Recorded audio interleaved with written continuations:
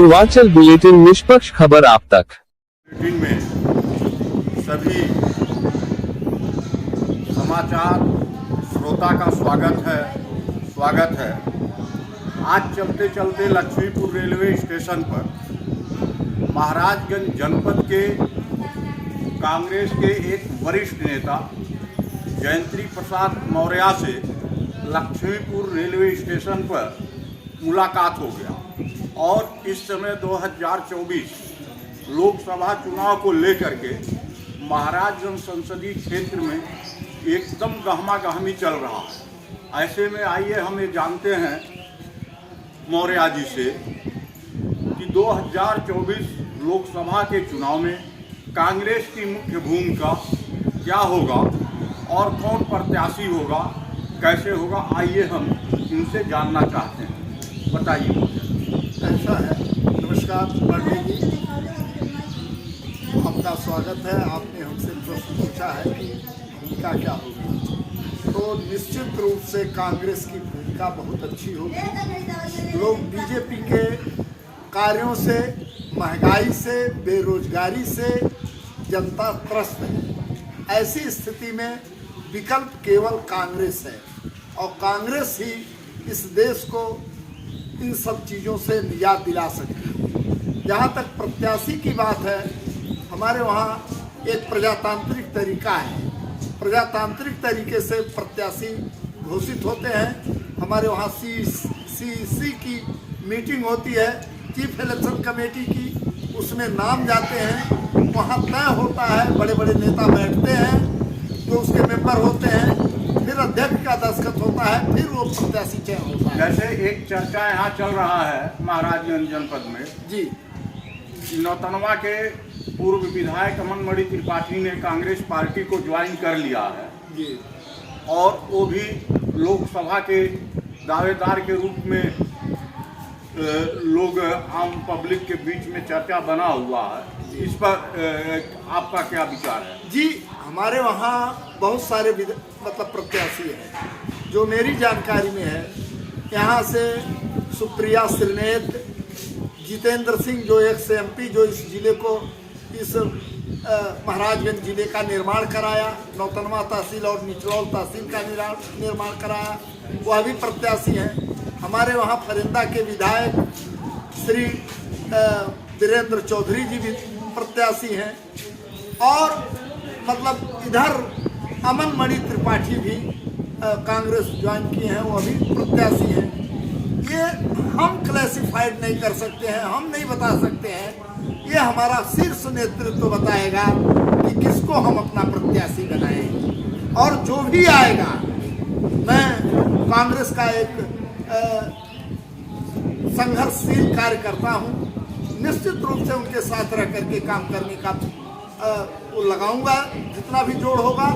और ये काम तय करना हमारे शीर्ष नेतृत्व का है कि कौन प्रत्याशी है, कौन नहीं है। जो भी आएगा वो भाजपा के महंगाई और बेरोजगारी और तमाम सारी समस्याओं को निजात दिलाने के लिए कांग्रेस प्रत्याशी को जिताएंगे। इस क्षेत्र की जनता, सारे लोग त्रस्त हैं, चाहे वो विद्यार्थी हो, चाहे किसान हो, चाहे मजदूर हो, चाहे रेहड़ी पटरी वाले लोग हों, सारे लोग परेशान हैं। इसलिए प्रत्याशी के बारे में तो हमारा शीर्ष नेतृत्व बताएगा, लेकिन ये निश्चित रूप से है कि कोई भी लड़ेगा इन चार लोगों में से, माननीय जितेंद्र सिंह, माननीय सुप्रिया श्रीनेत, माननीय वीरेंद्र चौधरी और माननीय श्री अमन मणि त्रिपाठी, जो भी लड़ेगा। क्या लोकसभा चुनाव में बीजेपी के द्वारा जो विकास किया गया, राम जन्मभूमि को लेकर के वर्क किया गया, उसका असर नहीं पड़ेगा? जी, ऐसा है।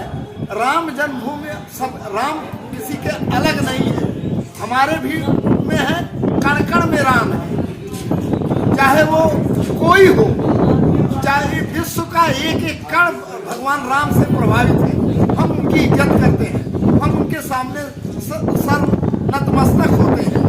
लेकिन निश्चित रूप से ये मुद्दा नहीं होना चाहिए। मुद्दा होना चाहिए बेरोजगारी का, मुद्दा होना चाहिए महंगाई का, मुद्दा होना चाहिए किसानों का, मुद्दा होना चाहिए विद्यार्थियों का, ये मुद्दा नहीं होना चाहिए।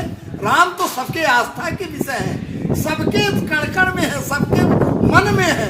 राम आपके अकेले नहीं है, केवल बीजेपी के राम थोड़ा है, राम सभी के हैं, चाहे वो हिंदू हो, चाहे मुसलमान हो, चाहे सिख हो, चाहे ईसाई हो, सब राम।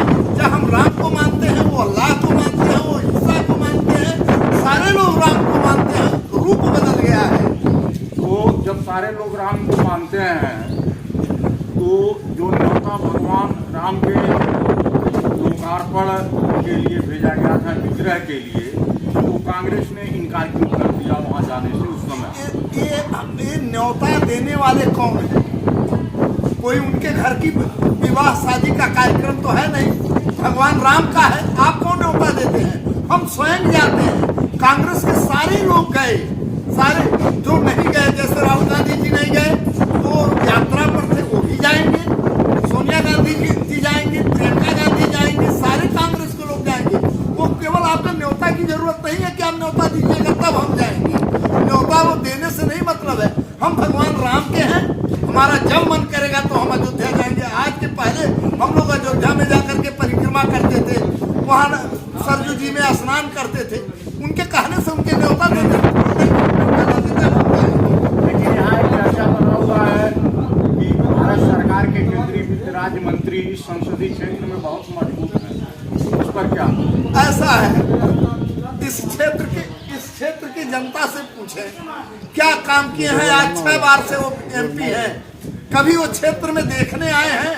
आप यही स्टेशन पर बैठे हुए हैं, यहाँ आरक्षण केंद्र खुला हुआ है, लेकिन उस आरक्षण केंद्र पर कोई बाबू आज तक नियुक्त नहीं हुआ है।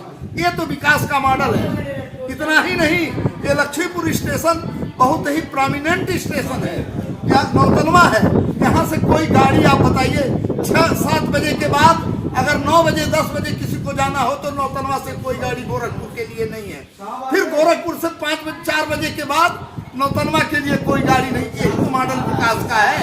यहाँ के वित्त राज्य मंत्री हैं, यहाँ के 6 बार के MP हैं, कभी उन्होंने सोचा इस रूट पर गाड़ी चलाना चाहिए, स्टेशन का विकास होना चाहिए। आरक्षण केंद्र का तो लोकार्पण मंत्री जी ने ही किया था ना, लखीमपुर में किया था, लेकिन आप जांच कर लीजिए कि यहाँ कोई बाबू है कि नहीं। हफ्ते में 4 दिन बंद रहता है आरक्षण केंद्र, यहाँ कोई बाबू रहता ही नहीं। और जब बड़े बाबू जब टिकट काट लेते हैं, उनको फुर्सत मिलता है, तब वो आरक्षण करते हैं। वही बाबू जो टिकट काटते हैं वही आरक्षण करते हैं। ऐसी स्थिति में ये विकास का मॉडल है। आप देख लीजिए क्या विकास का मॉडल है।